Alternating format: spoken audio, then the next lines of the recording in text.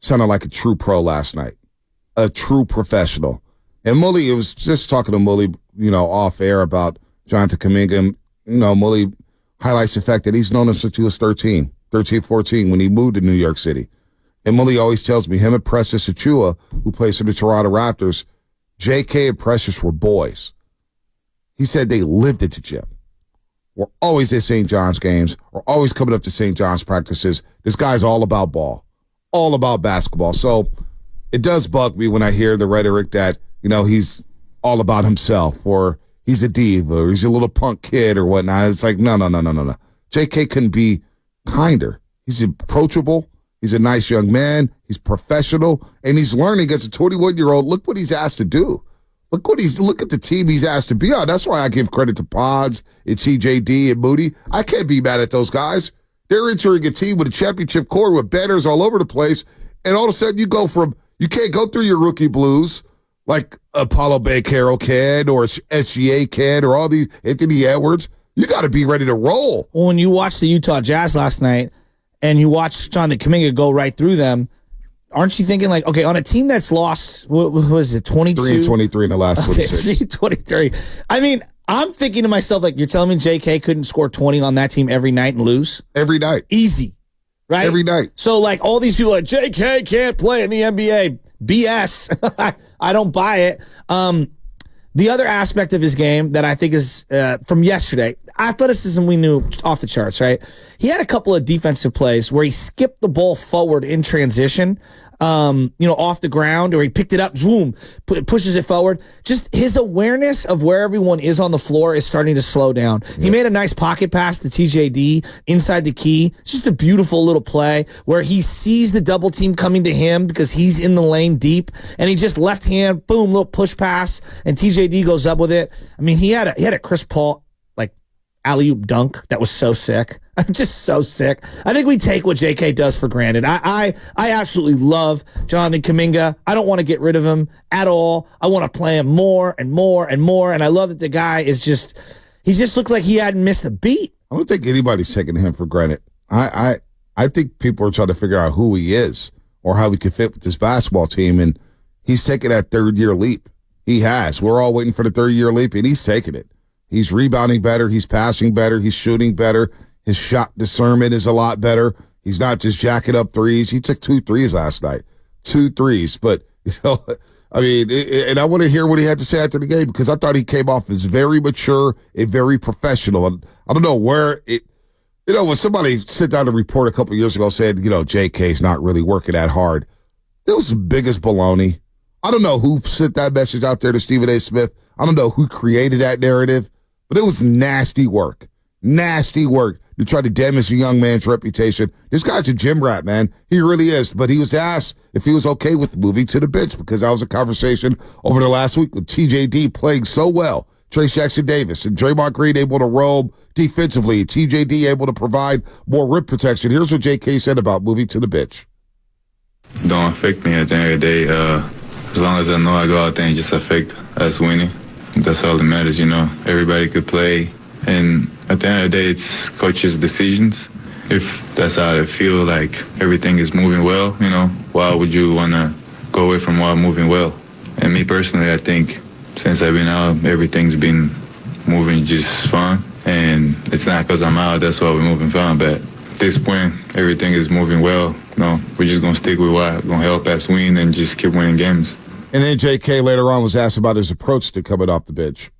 I wasn't concerned about coming off the bench. Coach always say, it don't matter. As long as you go in there, you give all you got, they're going to keep you in there. So I was just more concerned on just going there and just impacting, win, because a win is a win at the end of the day, and just play my game and that's pretty much it. I mean, I don't even want to ask this question. Bonte, it's time for you to do the legal. All right, I'll do it in the second film on Mike. But would you rather see Kuminga start every game or finish every game? I just want to see Kuminga play well. Now, the finishing lineup is going to be determined on how well guys are playing within the game. But who starts, who comes off the bench? We got to do this again? Last 2 years, I've never talked more about who starts and who comes off the bench in my life. But do you know why? Why? How many clutch games have they been in? 45. Okay, and they've lost a good chunk of them. And so, What does that have to do with starting or finishing? this is what I'm going at. Is that I think when you were a great team and you're winning 60 plus every year, the results speak for themselves, right? When you're losing some of these clutch games, I think everything can get dissected by the fans and by the media and everyone. And so you get second guessed on a lot of these things. So I think if their record was better in those clutch games, Bonte, I don't think the rhetoric around who's starting, who's closing would be as fierce as it is. Yeah, it's gotten fiercer, right? But it still was a thing last year. Still was a thing the year before. Whether we talked about Clay, JP, or the back end, whether it was Looney or Kuminga or Moody. I mean, it's just been a constant theme. But what I look at here, and I've been consistent with this, how many minutes are you playing? Whether you start or come off the bench. Kuminga saw 27 minutes last night. When Clay comes off the bench, he's seeing 27 minutes last night. 27 minutes on average. So these guys are getting their minutes. Clay, JK, Wiggins. So I don't have any problem with JK coming off the bench. He doesn't have any problem with it. 888-957-9570. Do you have a problem with the starting lineup moving forward here? 26 different starting lineup yesterday. Curry going with Pods, and it worked. That combination worked with Chris Paul. Pods pushing the pace. Chris Paul next to Klay Thompson and TJD. Yeah, Klay Thompson and TJD with the nice rapport together. The two-man game between them. I mean, Klay Thompson threw an alley-oop to TJD yesterday. That was the sickest alley-oop. I was like, whoa, that was too high. I mean, the one Chris Paul threw from behind the three-point line was sick. That was pretty dope. That was sick. But Klay threw his up. He did. And, I mean, TJD went up to go get it. His hand was at the top of the square. Damn. I wish I could jump that high.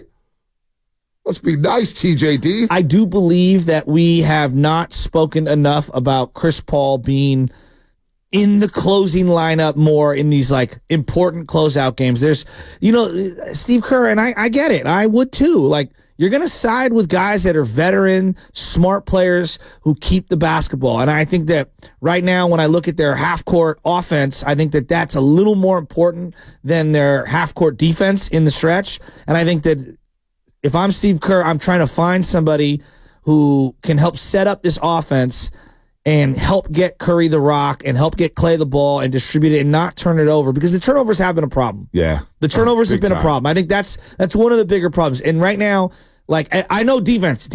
I hear everybody. It's tough with Chris Paul and Curry simultaneously on the floor. They're good team defenders, though. If you got TJD and Draymond on the back end with Wiggins defending the way he's defending, not to cut you off, Shasky, but Curry and Chris Paul are smart enough defenders to play within the team defensive concept. But don't you think if we're in, like, let's just go, play-in game, it's a win or go home, he's going to side with Chris Paul. Yeah, no doubt. Probably more times than not. I don't think it's every single time, no matter what, but I think more times than not, he's going to side with Chris Paul. And I kind of get it. No, I get it tremendously. Now, you brought up turnovers here. Oh, that's the one thing that's frustrating me. They've turned the ball over 52 times in the last 3 games.